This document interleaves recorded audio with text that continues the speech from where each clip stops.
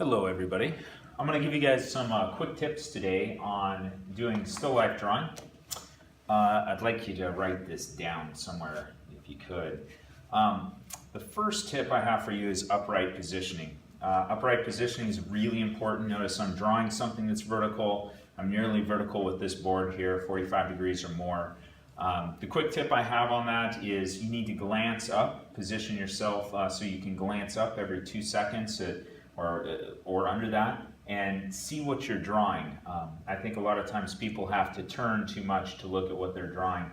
You want to really position your board, so all you have to do is just glance up over the top of it, and that's less transition time between what you're looking at and the line that you're drawing. So anytime you can short circuit your memory, that's good. The second one I have for you is crop with a finder. And so this is our finder right here. You can use, really anything. It doesn't have to be a complicated finder, but you notice that the tip I have for this is, you zoom out and in opposite. So if you come in, it's zooming out. If you go in, it's zooming out or zooming in. So it's sort of opposite there. It can take a little bit, but if you don't have a viewfinder, you can always just do like movie directors and crop your image this way.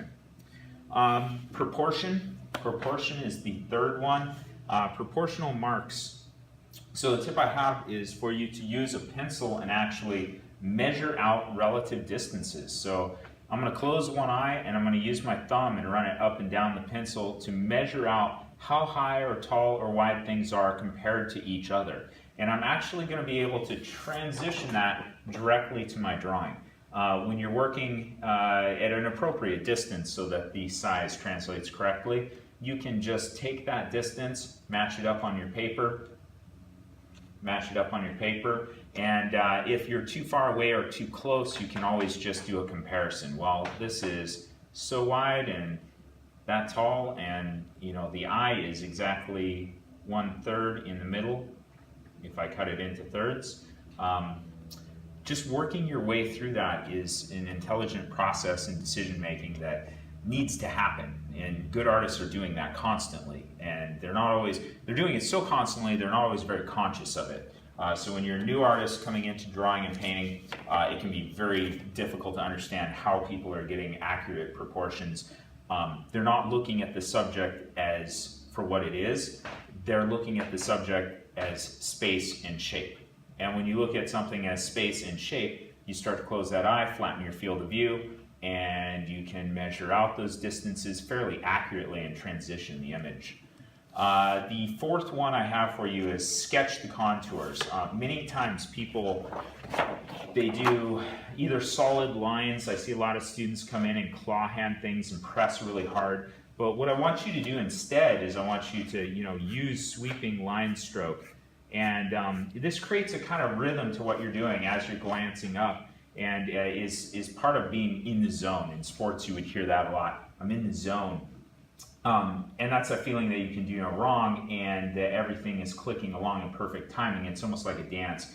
And sketching in drawing is what does that. It provides that sort of internal beat or rhythm.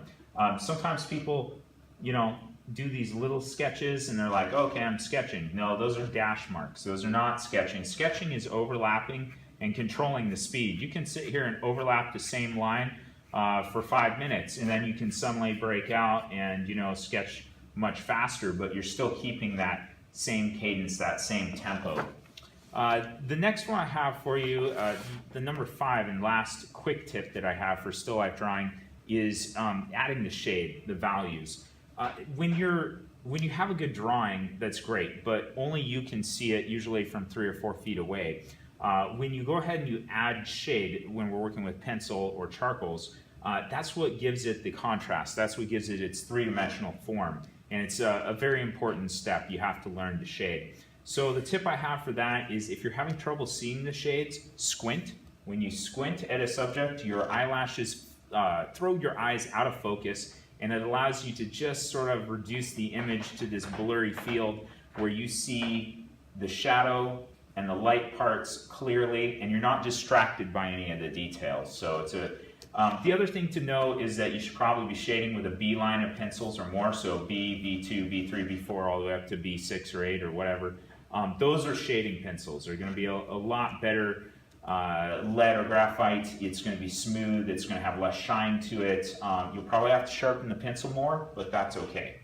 So, and then when you're sketching, an H pencil is probably more appropriate. A little harder line of pencil so that you're just getting the very lightest line you can to get the initial kind of form and shape and contour of things. All right, so enough of that.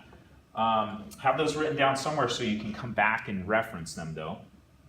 We need to get into the actual drawing portion of this. And so, you know, I've got the upright position. I'm starting to crop the image out. I've already made some decisions about where I want my subjects cut off.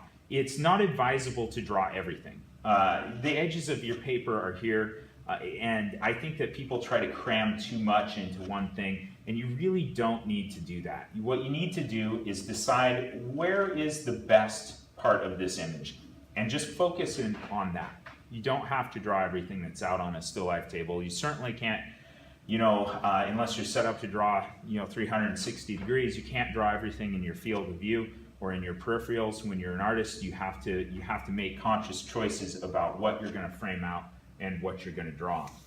Kind of getting into the sketching portion of it, we've cropped it, we're upright, and the third one, proportional sketching. That's where we're going through and we're making some decisions. So we're making some decisions about the heights, about where things are, okay? And those decisions should be nice and sketchy at first. Don't try to overdo it. Don't try to do everything at once.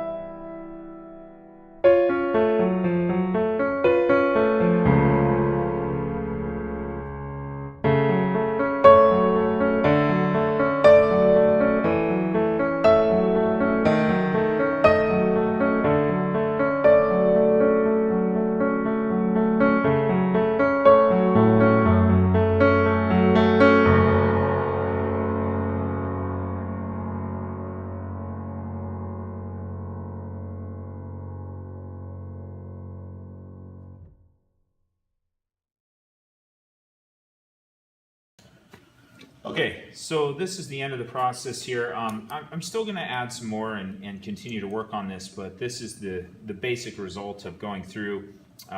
Notice I didn't use an eraser when I was drawing and applying enough lead to give shade to. I didn't start using the eraser until I started using the blending stub. As I was using the blending stub, I was then going back in and scrubbing in lighter areas with the eraser. You never want to over erase. You never want to start erasing, you know, right away. It breaks your rhythm. It breaks your stride. You want to keep outlining. You want to keep finding those values. You don't want to be distracted by eraser work until really the last quarter of the drawing. So that's kind of my 2 cents there. I do want you to continue to think about these basic rules of still life, understanding that still life is this kind of gateway into any drawing, anything that you want to do really in the arts.